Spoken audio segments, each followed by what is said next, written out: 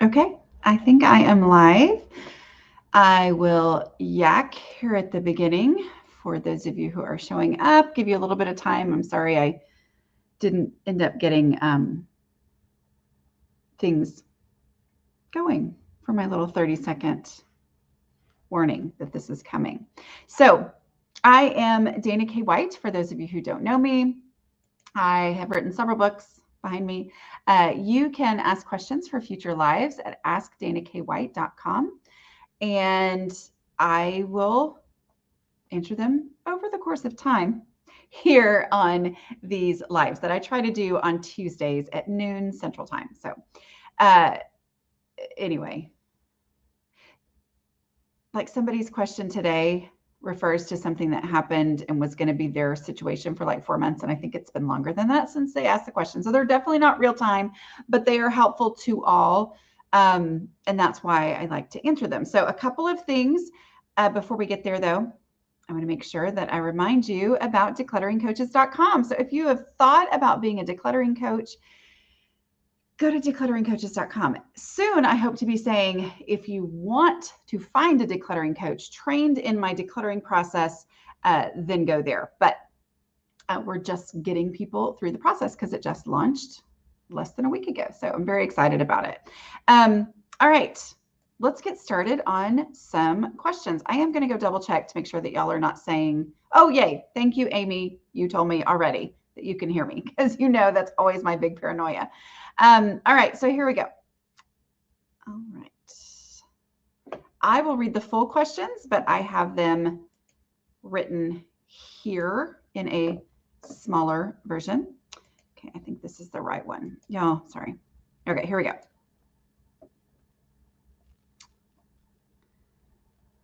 Oh my goodness. See, I should always have the very thing you later need. How do you deal with the guilt? Where's this one? Okay, here we go. I have been working on decluttering. Your concepts have been so helpful. Dishes math is life-changing. My question is about decluttering things that you later need. How do you deal with the guilt? For example, my daughters are in high school. They had one of those spirit weeks where they have to dress up every day. They kept asking me for things that I had decluttered. One ended up buying something because I'd decluttered. The other made do, but they were both annoyed. How do you get past the fear of now decluttering something that will be needed? Okay, so there's a lot of stuff here. I also have a teenage daughter. I have teenage and out of teenage years sons. So I know the intensity of feeling that can happen in your unique situation. That's all I'm going to say about that. But this is a great question. Okay. Looks like I'm not able to stream to Facebook. I don't know what I just did, y'all. I'm sorry. I'm still here, right? Okay. This is a good one. This is a really good one. Okay. So how do you deal with the guilt? Okay. So she's talking about, she used to be the person that had all this odd random stuff that her daughters remembered her having and wanted, and she had decluttered it. Okay, so there's a couple of things here. I mean, the real question is, how do you deal with the guilt of decluttering regret? Basically, I call it decluttering regret. It is a reality. This is a fact. You know, one of my second decluttering question is, if I needed this item, would it ever occur to me that I already had one? And then I get rid of it. But the problem is, now I'm looking at it, I'm making this decision, which means I will often remember that I got rid of it, even though I would never have gone looking for it if I needed it and I wasn't dealing with this space. Okay, so that is one of those things that can be very difficult for the person who is an overthinker, like, you know, I have always been, who liked having those things that everybody, oh, any random thing that you think of, I've got it. Okay. So I liked being that person. So I get what you're saying here. The number one way that I deal with decluttering regret is to remind myself that people whose homes are consistently under control choose regret over clutter. Okay. Like, it's kind of one of those things where I had to say, what is it about me that keeps my house cluttered? And what is it about my friend whose house is never cluttered? What's the difference here? One of the issues was I was always choosing to keep things because I was scared of feeling regret. And therefore, my house was cluttered. And then in having a conversation or having several conversations with people whose houses weren't cluttered, I realized they experienced decluttering regret too. But they choose to prioritize not having clutter over risking decluttering regret. Okay. So if they have to make a choice, do I want clutter? Do I want the possibility that I will regret this? I'm going to choose the possibility that I will regret this. So they choose regret over clutter, because here's the thing. One of the things that, that you said in this question was, one ended up buying something because I had decluttered, and one ended up making do. Those are both valid options. I had to decide that I may have gotten rid of the perfect thing that I could have used in this situation. But every single time that has happened, every single time I have ended up needing something that I had decluttered, I either just lived without it, or I did have to buy another one. Both times I survived. Every time I survive a situation like that, it makes me more willing in the future to get rid of things, because when I have to survive and I feel that regret, I remind myself that this time between when I got rid of it and now, my space has been more under control. My space has been better. I've had less. I've been under my clutter threshold. I have been able to keep my house under control more easily. I haven't been frustrated over this item that I might never need in the future. Because the problem is, when I start focusing on avoiding regret, then I end up holding on to all kinds of things that I might regret one day. But the thing is, of all the things that I declutter, for every 100 items that I get rid of, I might experience decluttering regret about one. So that decluttering regret about one item is worth 100 things being gone. So it's not that I'm going to regret every single item. I am going to regret one out of 100, maybe, but it's worth it to have the 100 be gone. Make sense? Okay. I say okay as if y'all are all nodding, yes, that makes sense. This may not make sense to you at all. But as far as teenage girls being annoyed with their moms, that's my dog's tail wagging in the back. Can you see? Yeah, there is no cure for that. There's just not. That's how life is, right? Okay, but they both made it through, right? And ultimately, because at some point they are going to be making decisions about their own homes and how they want, to have their homes be, this will have been a learning experience, is making it through.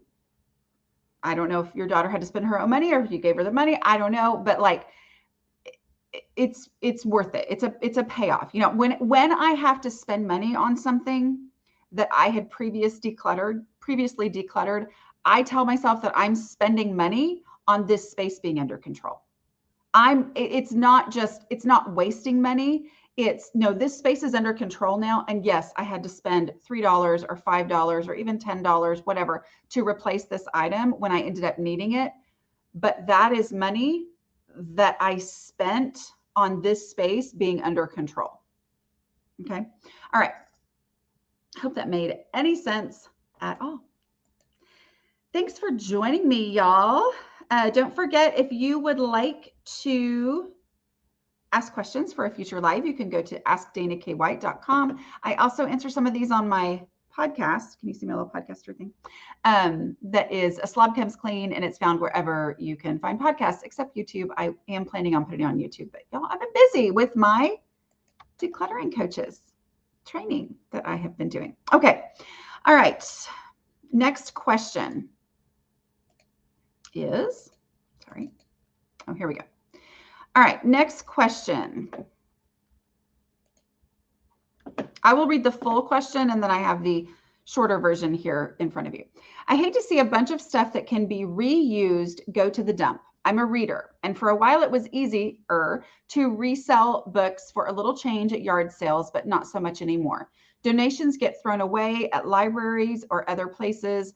Online forums say they aren't buying these kinds of books, and I have a mixed collection. Wanting to do the best thing is holding me back. I know you would donate them just to free of the clutter, but it hurts thinking this book won't have another life and it will add to the waste us Americans already make. Okay, so you said, so you know me, you said, I know you would donate them just to be free of the clutter. But I don't do that as a, just donate them and be free of the clutter. I do it as a person who has been where you are. Okay, like I get what you're doing. The whole idealism, wanting to do the very best thing, is actually an extremely common characteristic of those of us who struggle with our houses being out of control. Okay, like they go together. So while it can feel to the outsider who looks on and is like, oh my goodness, your house is completely out of control, they can feel like, oh, you must just like it that way. No, it's often the result of wanting to do the very best thing, of being an idealist. Okay, so a couple of things here. There are a lot of steps that you can take between books just going to the dump. Okay. And I know that you've already kind of thought through these steps. Like you used to sell them at garage sales, but that doesn't work for you as well anymore. I'm not sure why. If it's your area, if it's just garage sales in general, just books don't sell like they used to. Donations get thrown away at libraries. So you know about that. I question whether all donations get thrown away at libraries. Okay. Because I know my local library, they have a Friends of the Library sale. I see that in lots of other places. And so they take donated books, okay, specifically not necessarily to put on the shelves of the library, but to use in a book sale where people are specifically showing up because they want to buy books. Okay. So I would check in your local place, make sure what is the process here, okay, for yourself, all right, because you are saying that this is a real hang up for you. But here's where I want to say that, I've told the story in other places, but I went to Half Price Books to sell some books that I had, and I made a lot of money, and I was so excited and super shocked and so surprised. And I was like, this is the best thing ever. Okay. Well, it turns out that the books I was selling at the time, I think I had bought a ton of them at a garage sale years and years ago. And they were those, I think it's like gooseberry patch or something. And they're like a very specific kind, hardback cookbooks and craft books and stuff like that. And they had sold for great. So I just thought, oh, I can make a ton of money selling at Half Price Books. And so I was super excited about that. And then I went again later and I had all these books that were just random, lots of paperbacks and all kinds of stuff. And I mean, I think I had a tub this big, and I think they offered me like less than $5. It might've been less than $3. I don't know. It was crazy. And I was super shocked because the time before I'd made like $45. So I went back thinking this is going to be great. And then I made such a teeny tiny amount of money. My first reaction was, no, like, no, that's all you're going to give me. I don't want to give this to you or sell this to you. And then because I am me, started thinking about it. I think I even asked him some questions. I was trying to be very nice. So what do you do with the books that you don't sell? And maybe they said something about not all of these would sell anyway. Here's the thing. They know what they can sell. They know what they can sell because they know what people want. They have a whole system of knowing what people want. Now, your local library may not have an exactly precise system of that, just like that, but they know, they have the experience of what can and can't sell. And so it's a way for me to go ahead and get rid of it and know that, I mean, here's the thing. If anybody wants this book enough to pay actual money for it, Half Price Books is not going to sell it away. I mean, it's not going to throw it away, right? Like that, they're there to make money, but they know this is a book that is just going to sit here. And I think that is the key issue right here. Okay. Because you specifically said something about, let me look at my actual thing here. Said, it hurts thinking this book won't have another life and it will add to all the waste. Okay. That is a core fixation here. Okay. A core struggle for you. If no one is going to read it again, then it has lived its full life. If no one is going to pick it up from a place, if no one's going to pick it up at your garage sale, no one's going to whatever, it is already wasted. Do you see what I'm saying? And by going ahead and sending it off to, I know I'm talking about Half Price Books as if they're sponsoring this. They're not. Okay. I'm just saying, like, that was my experience. And I know a lot of people have, some type of a place like that nearby that they can go to. But they know what's going to sell and they know what's not going to sell. Okay. Like to the point where they are paying rent on the place where they are storing these books. And so they cannot afford to just keep them out of the goodness of their hearts. They only can keep them if they know that people are going to actually want these. And so putting this out there, like donating to a thrift store, donating to a library sale, whatever, I guarantee you, librarians don't want books being thrown in the trash. Like that hurts their heart just as much as anybody else. But they have a limited amount of space in their library. They have a limited amount of space for this sale. They have a limited amount of energy and volunteer power to make this happen. And they can't just keep it out of guilt. And so they're going to do their best to make sure that this item lives its life. But at the point where nobody wants it, it's going to have to go. It has to go somewhere. For right now, it's sitting in your house. It is not waste because it's sitting in your house. Does that make sense? Like it is already done living its life and it's going to have to be eliminated or whatever. Okay. Like that, there comes a point where these items have to, and as long as they're sitting in your house, it doesn't even have a chance of living its another life, as you put it in here. Okay. It hurts thinking the book won't live another life. It can't live another life if it's sitting in your house, but donating to thrift stores, wherever, gives it such a better chance of getting into the hands of the people who need it. And it can never do that as long as it's sitting in your house and it's already wasted. Okay. So it's like, anyway, I'm just, we're talking about regret. I mean, like we talked about that in the last question, right? I should put that in the actual title. Like ultimately we're talking about regret here, but as long as you're holding on to it, it's keeping your house cluttered. And that is a guaranteed regret. Like the regret that I feel over clutter doesn't have to do with the things I got rid of. It has to do with how long I let something sit in my house and make my life more difficult and make me not able to have, or not willing to have people over and living in my house. The regrets are about keeping the clutter. The regrets are not about getting rid of the clutter, even when I ended up needing it.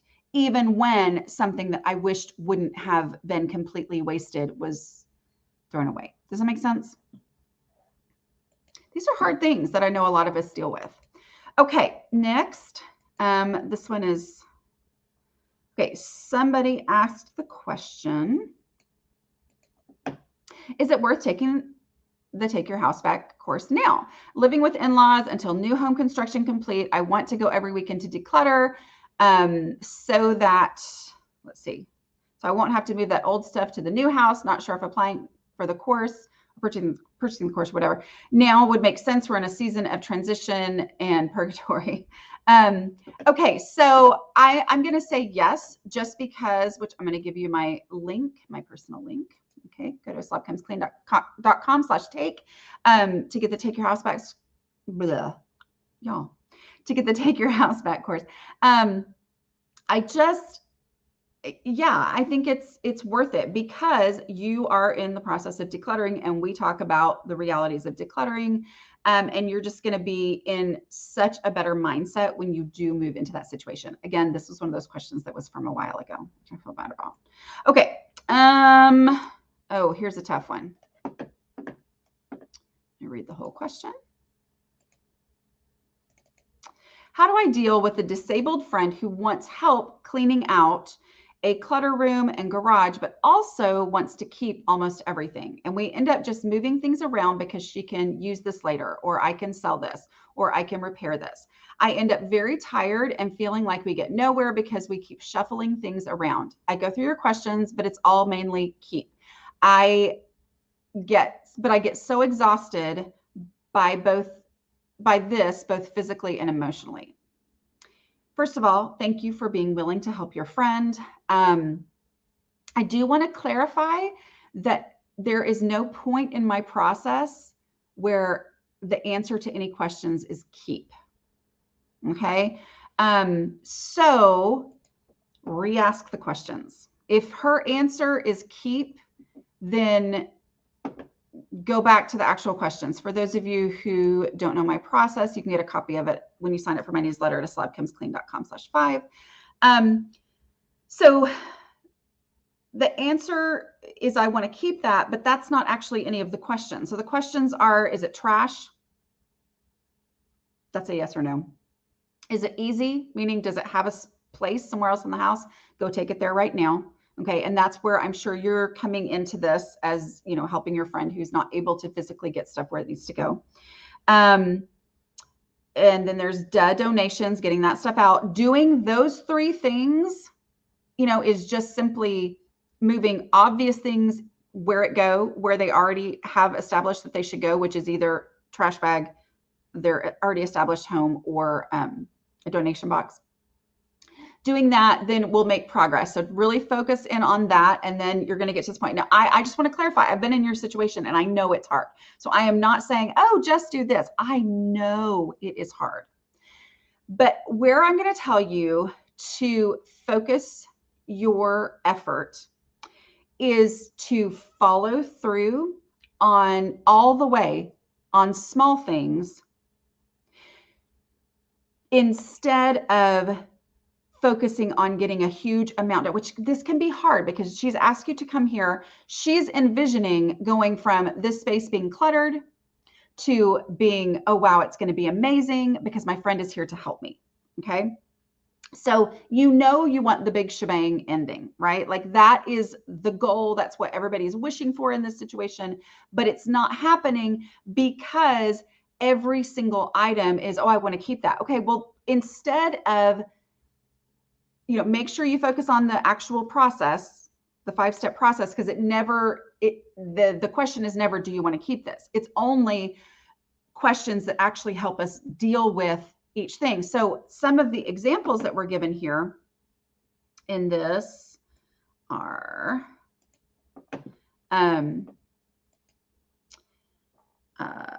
she can use this later. I can sell this. I can repair this. Okay.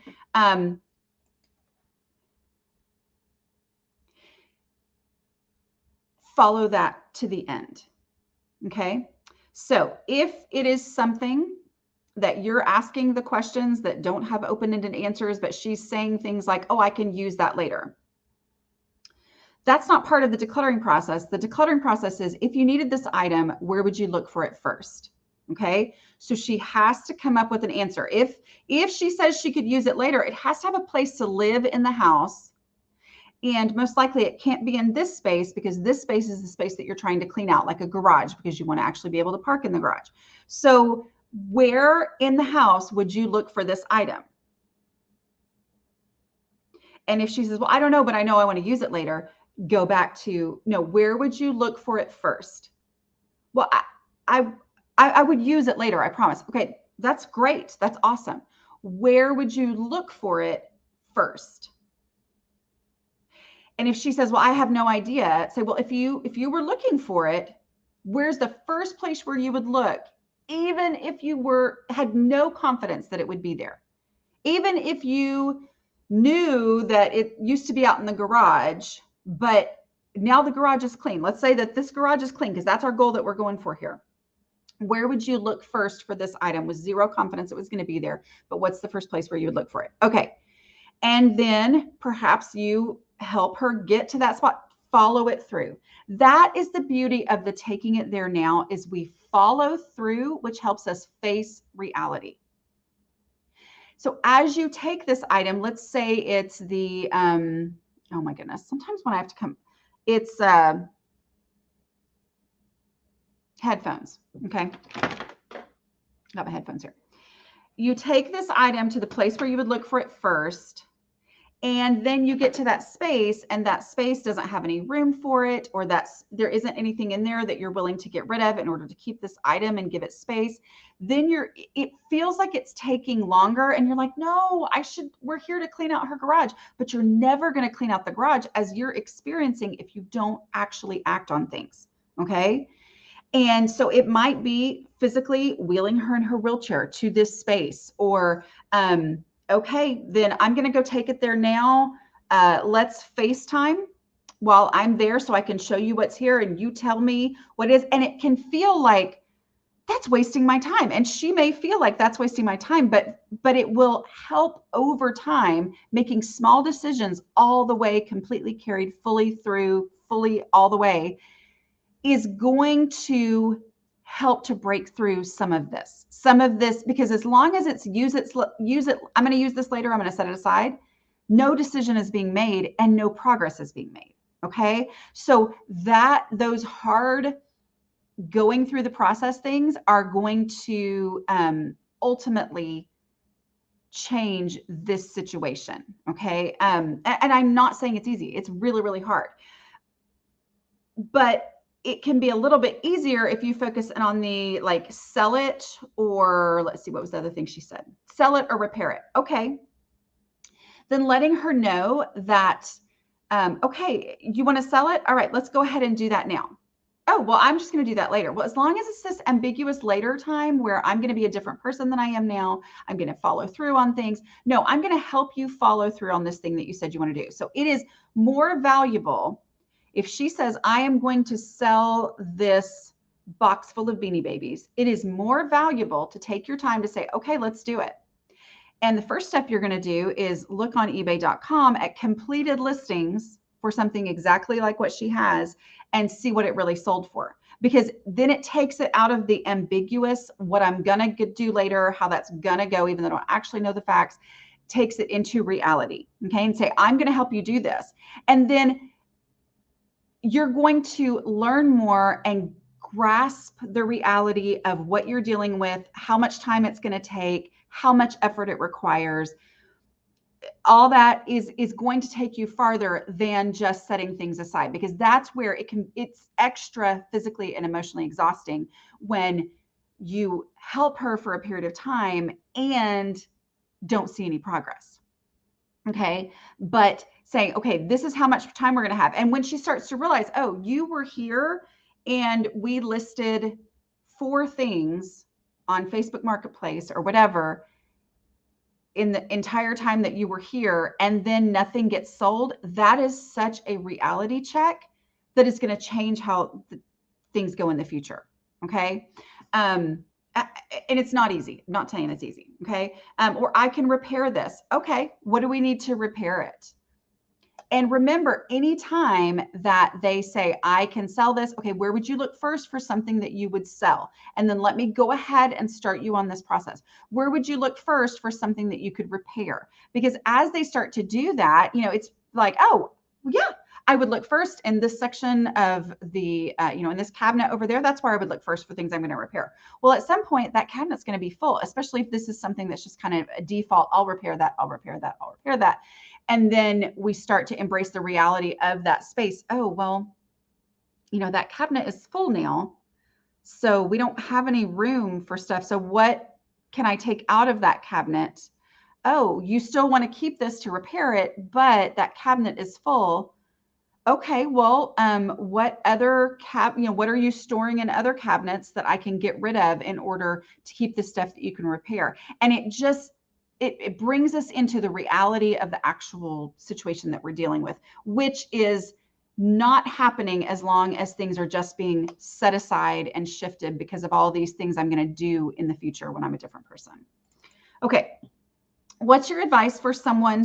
Let me get the thing changed out. What's your advice for someone struggling more after moving to a larger house? We have less stuff than in our previous smaller home because we got rid of a ton when we moved. Okay, this is the whole question. So I don't really know a ton of details here, but I am going to say that I get versions of this question a lot. And a lot of times what happens is people say, oh, I'm still struggling, even though I have plenty of room and my stuff all fits. So, you know, the container concept is how to get started. I mean, it is embracing the reality of the space, letting the space make those hard decisions. As you do that, if you are still feeling like I can't keep this under control, it's still overwhelming, default to your clutter threshold, meaning the amount of stuff that you personally can keep under control easily. So keep decluttering and keep decluttering until you get to that point. But there's also something else that might be going on here, which is having assumed that having a larger house would automatically solve problems. That was my big thing. I always thought having a larger house would be the solution to all of my problems. Once I started decluttering, I realized the size of my house was not the problem. The problem was I had too much stuff. I had stuff that didn't have homes, that didn't really, I didn't remember that I had it. So it was just, you know, taking up tons of space and making my house harder to manage. And then I would never use it if I did need it because I wouldn't go looking for, I mean, like the house was never the problem. So there's a chance in this situation that the struggling more is caused by frustration that having a bigger house wasn't the answer. Okay. So go back to the beginning and just say, I'm going to go through the decluttering process. I'm going to start in the most visible space of my home. And I am going to remove the trash. I'm going to take easy stuff to its already established home. I'm going to get rid of dead donations. I'm going to ask the 2 decluttering questions, usually only one question, because if I answer the first one, I don't have to ask the second one. I'm going to ask those questions about every single item in this space. And then once I get down to only what's supposed to be in this space, I'm going to embrace the realities of the space that I have, declutter, you know, get rid of my least favorites until it fits easily and usably and get toably in this space. And once it does, if I am still struggling, I am going to keep decluttering until I get to the point where I only have what I personally can handle. Okay. So you start in that visible space and you move to the next space and you move to the next space. So go ahead and apply the decluttering process here to the house that you have, because it's possible that the frustration is based on finding out that the problem was never that your house was too small. Okay. Because I always like to think that that was my problem. And it wasn't. It was never the problem. Okay. I am going to take some other questions. Don't forget, if you would like to be a patron of the show, you can go to patreon.com/theslobcomesclean. And the reason I say this is that it's such a great community there that you can ask these questions of other people who are viewing their homes in the same way, who are using the same process to make huge progress in their home. And as you do that, that's a much more real-time way to get input from this perspective that we talk about here. Okay. All right. So, and you can always ask questions for future lives at askdannykywhite.com. All right. Let me go to the comments and see. Okay. Here we go. This is always fun because I never know what I'm about to read, right? Christmas dishes, December 2016. Has your preparation, meal planning changed since then? You were making special dishes as an exclusive for Christmas. Now when your kids are teenagers and young adults. Yeah, I mean, I'm not for sure exactly. At first I was thinking dishes like plates and platters and things like that. Meal prep. Christmas dishes. Yeah, I mean, we have the same Christmas breakfast every year, and my husband literally is already talking about it. He probably mentioned it the first time in September. He was like, this is going to sound weird, but I am really looking forward to Christmas morning breakfast. So yeah, we do. We have traditions. So what I do, and I was going to have a video on this, maybe it'll come out the next year, but for some reason it was one that we didn't get finished in time. But I do a sausage strudel, which is puff pastry and breakfast sausage, like ground breakfast sausage that I roll up. There's this post on my website. Maybe I'll try to remember. But anyway, and then it's cut into these bite-sized pieces. We have that, and we have cut up fruit, and we have cinnamon rolls, and that is the best. So yeah, we use the same one because at this point my kids are older and they're like, this is the expectation of what we're going to have. Okay, I love this comment. Oh goodness, yes, I moved to a bigger home, was blessed with 3 dishwashers. What? That is awesome. I'm trying to picture a 3 dishwasher kitchen. That is amazing. And I'm jealous. But as you said, you still struggle. Personal clutter threshold is a real thing. It absolutely is. Okay. How do I one in, one out? I need tips to get over my brain. The idea is obvious, but it's so hard to do in real life. I love all the things, but clutter is creeping again. Okay. So if clutter is creeping again, just declutter. Like instead of worrying about one in, one out, which is maybe what you're thinking you should have done. Sorry, my phone is ringing. Sometimes it's like, oh, I wouldn't be in this situation if I had one in, one out it. Okay.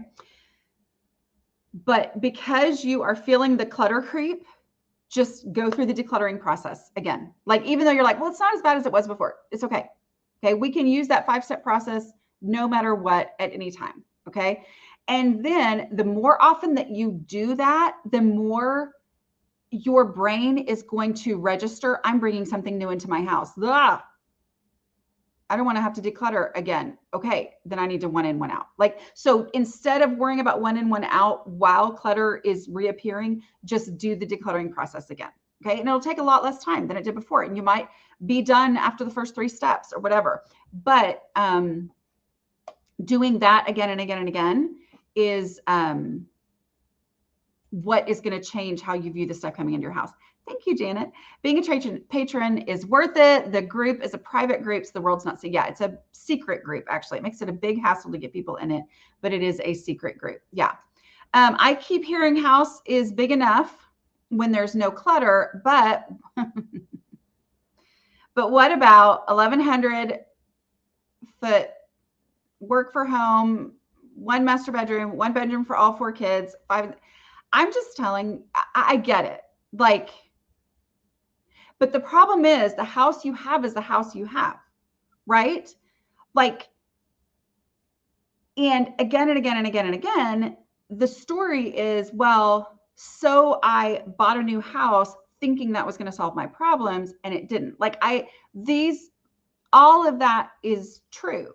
So declutter now, embracing the reality of the space that you have, and that is going to give you a much better understanding of what it is that you need. But if you're in a situation where this is the house that you have and it's not an option to move, what is not helpful, and I know this because this was me, is giving up because there's no hope for me. I don't have a big enough space. Instead, like, I was convinced that my problem was that my house was too small. I was wrong. Okay.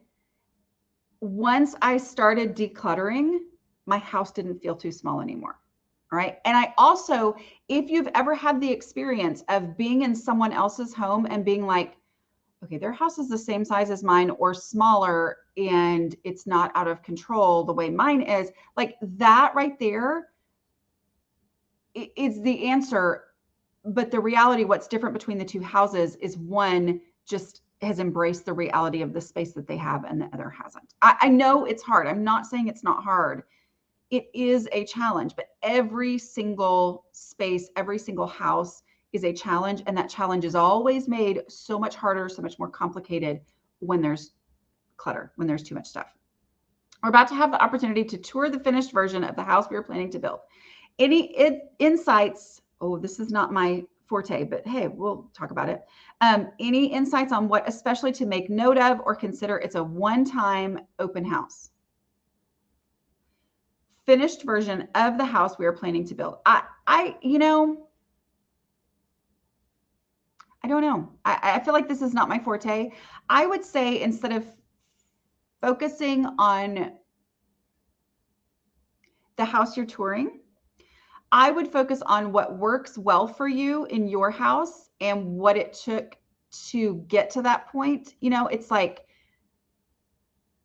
and have you declutter. I know this is why just answering it off the reading it immediately is hard. I'm just saying, like, that I am not about providing storage solutions. I am about decluttering to the point where the storage solutions that you have work. So look in your own house, what has worked really well and what hasn't, as you have decluttered, not in order to keep more stuff, but as you have decluttered, what have you learned about your own house? And then look for equivalent or similar type things in this new house as options. I don't know. A bigger house just gave me more reason to hold on to stuff. And now, can you see me nodding? And now even with decluttering, I have more to clean. Yeah, the more stuff you have, the more there is to deal with, right? Should you have your house under control before taking your certification course? I want to help my mom and hopefully also help me in my house. Okay, so I've had this question a couple of times. I think it's important to watch my videos and see that I am so not perfect. I struggle with this myself. Like for the longest time, I was like, no, why would anybody learn from me? I'm not perfect, because I thought that the goal was to have a perfect house, right? Like when my house was completely out of control, I thought the only way for things to be great is for my house to be perfect. Instead, as I worked, I realized, oh my word, I'm experiencing so much value just by decluttering. That's why we focus on less and better around here. I was going to say letter and best, but anyway, that's why we focus on less and better, because there is so much value in having less stuff in my house and my house being better than it used to be, right? Like, and so as I went ahead and worked on my house, I realized, wow, this has improved my life so much. And then I was listening to a speaker at a conference. So sorry, I can't remember his name, but he was talking specifically about coaching. And he said so many times we stop ourselves from helping someone because we think that I can't help anyone until I know the path from A to Z. Like, until I have that path perfected, I can't help anyone. Meanwhile, there are people who need help who are not getting any help because you're waiting to help someone until you have it perfect, which honestly, let's be honest, you may never attain, right? Like I haven't attained that. And he said, there is so much value and people are willing to pay you money to help them get from step A to step B, or step A to step C or D. Okay. And that's where I try to be super honest about, I'm never going to tell someone that I am here to help you have a perfect house. But you know what I can do? I can talk you through getting rid of your clutter. I can help you embrace the realities of your space. I can lead you through this process. That I can totally do. Can I tell you how to have everything be color coded and perfect? No, but I'm never going to pretend that I can. And so therefore it's okay. So I am a huge passionate believer in like helping someone down the path to the point where you are, if you have experienced the benefits of decluttering, if you have experienced that your house is so much better, wouldn't you have loved it? Or hopefully you did get that from me, right? But wouldn't you have loved somebody saying, okay, I can help you make your house so much better? So that's my philosophy on that is no, you don't have to be perfect before you do that. So for those of you who don't know what I'm talking about, I have a decluttering coaches training course and certification program for those who would like to help others declutter. So declutteringcoaches.com. If you purchase the Decluttering Coaches course before the end of this year, December 31st, you will get a code, personalized code, to get a significant discount on your first year of certification that you qualify for after you have completed that course. Okay, so go to declutteringcoaches.com to find out more about that. But that's my big passion on that. No, you do not have to be perfect before you can help other people, because people need help. All right. Somebody says that it ended very abruptly. I think I'm still live, so we'll see. Yep. This right here. Right? All moms nod. They're going to get annoyed no matter what. Here's the thing. The same kid that probably got annoyed because a space was messy and, you know, they couldn't find the things that they needed, and you said, I know it's here somewhere, but the same kid is going to be the same one who's annoyed because you ended up getting rid of it. So there's sometimes you pick your battles, and then you also acknowledge that there are battles you cannot win with teenagers, right? I have great teenagers. I love them, but these are truths. So, yay, just finally decluttered 2 notebooks from jobs that you stopped over 12 years ago. It felt so good. I love it. Yes, this is true. So I talked about half price books at the beginning, kind of just my own experience with that. They will recycle. I mean, their goal, they love books, right? Like if they can get the book in the hand of the person who will appreciate it, that's what they're gonna do. But if they can't, they're gonna recycle it. So it's not gonna be ending up in the dump. Let's see. Looking for, yeah, this is true. Yes, this is my experience as well. Yeah, here you go. This is the truth right here. Half price books list their stuff online too. So if they can't sell it, probably no one can. That is where I had to realize they're offering me a teeny tiny amount of money because they're not gonna be able to sell it. And they also, it's a business, right? Like I can't expect them to give me what they're going to sell it for. Here we go. Thank you. Thank you. I appreciate that. Looking for questions. Bigger. Oh, see, I liked this one so much that I have put it up there twice. Thank you, Crafts by You. What a cute name. Do you think about decluttering, letting do I need this stew in your brain for a while prior to the actual decluttering? No. And the reason is I actually don't ask the question, do I need this? That is not part of my process, because that type of questioning is what I used to do. Okay. And stewing in my brain is where that question led me. So instead, I don't have to do anything. I don't have to decide anything before I get started. I have a 5-step process. You can get it at 5. Okay. slopcomesclean.com/5. That 5-step process means I can start at any point, anytime with the trash. There's no decision to be made. I can start just removing trash from a space and putting it in the, like, I just ate a banana. That's trash, right? Okay. So if I was coming at this space, a lot of people would be like, that's a banana. It should have been thrown away a long time ago. I mean, I just ate it, but you know what I mean? But I look at this space and I go, okay, I'm going to throw away trash. I'm just going to get trash in the trash bag. All right. And as I do that, I am getting started on this space. So there was nothing to think about ahead of time. There was nothing to plan, because the problem is, as long as you are thinking ahead of time, you're not actually doing it. And those things just grow in your mind of, I wonder what's in that pile. I wonder what's in that space. I know there's some pretty important stuff in that. What am I going to do with that eventually? Instead, just looking for trash lets me get started without worrying about any of that. And as I'm doing that, I'm moving, I'm addressing, I'm seeing what's in this space.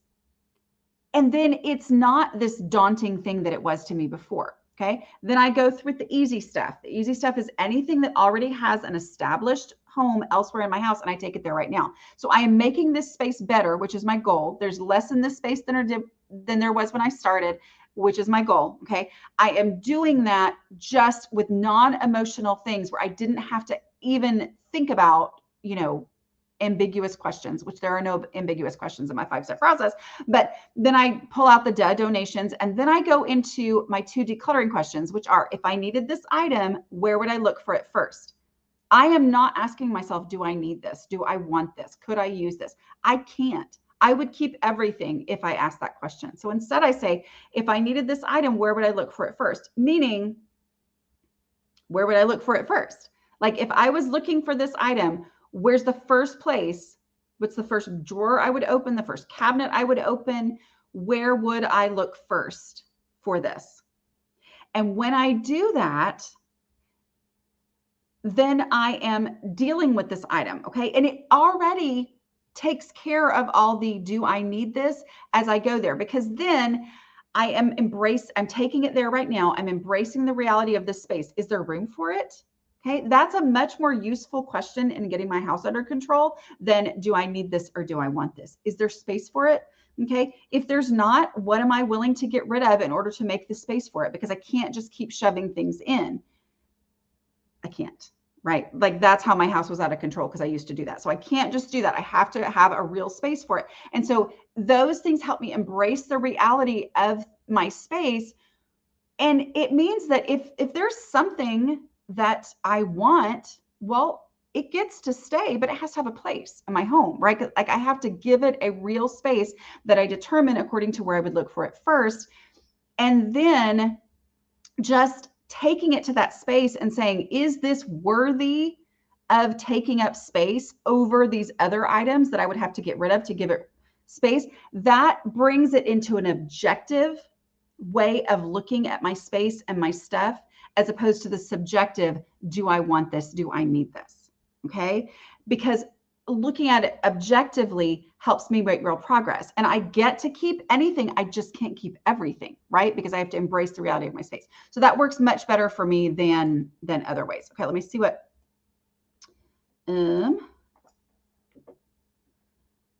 this is it. Exactly.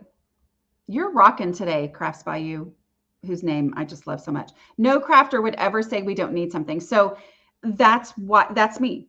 Like I had all this stuff in my house because I thought it was all cool and I thought I could use it someday. So I had to come up with a different way to go through this process, which ends up working really well when you're working with other people, because you are actually dealing with reality and the space, as opposed to this idea of things.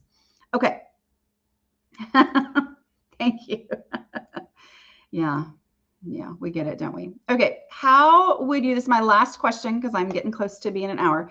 How do you get over the guilt of decluttering a relative's stuff that you just don't, I keep bonking my table, a relative stuff that you just don't have the energy to sell? Or should I hold on to it until I can sell? Money would help pay her expenses in assisted living. My answer is going to be very much influenced by your last sentence. Okay. So that is you are in a tough situation, and I don't want to make light of it or pretend like you're not, because that is a very, very tough situation. Energy is finite as well. Okay. Energy greatly affects your clutter threshold. Okay. The less energy that you have, the less you can manage your stuff and deal with your stuff. And so having less. So what I would do is embrace the container concept of your space, or whatever space is available, to make that be the limit of how much stuff you can keep, with this idea that it's going to be sold for her assisted living expenses. Okay. So embrace the container. This is all off the top of my head. Okay. But embrace the container concept first and realize this is it. Now, let's say that they have a home that has been paid for and sits there, and it's kind of a, holding spot for these things. Okay. Well, then that's its own thing. What I would say first is, remember, according to the container that you have, that's the only space that you have to store these things. And then you put the favorite things in first, or the things most likely to sell first in that space. Okay. And you let that decide how much of this stuff you can do. And then you know, and I don't know, there's all kinds of things here. Like, is this person actually depending on you to sell these things to be able to pay for assisted living? Or is that covered in a different way? Whatever. I mean, like, you can only handle what you can handle. I don't know your situation, but one item at a time to give you experience to then know what actually could sell. Also know that you may have to match it up with what you can do. You may have to say, okay, the energy that I have is to call an estate sale company to do the work for us. And then the money that we make from that is the money that we make from that. Or the energy that I have available is to put it on Facebook Marketplace, a few of the things, and there's more, come see when you come, or whatever, you know, like what matches the energy that you actually have. I feel like I didn't answer that one very well. I'm sorry. Okay. Okay. I think that's it. I'm going to have to stop now. Yes. Yeah, I agree. An estate sale it's often the answer. And here's the problem is sometimes it's like, oh, but then they're going to take some of the money, but they also are going to do the work, kind of like we talked about with half price books. If you can't connect with the people who can make this money, then they have provided a major, major service for you that they deserve to make money for. So, all right. I hope this has been helpful. Don't forget that you can, let's see, which one do I want to put up? Don't forget about my coaching, declutteringcoaches.com, and also, oh yeah, Patreon. Patreon's a great place to bounce questions and thoughts off of other people who are on the same wavelength, talking about decluttering in the way that we talk about it here. So, all right, I will talk to y'all later. Don't forget, you can go to askdanikWhite.com. That was the last thing I should do, right? Where'd it go? If you would like to ask questions for a future live. All right, I'll talk to y'all later.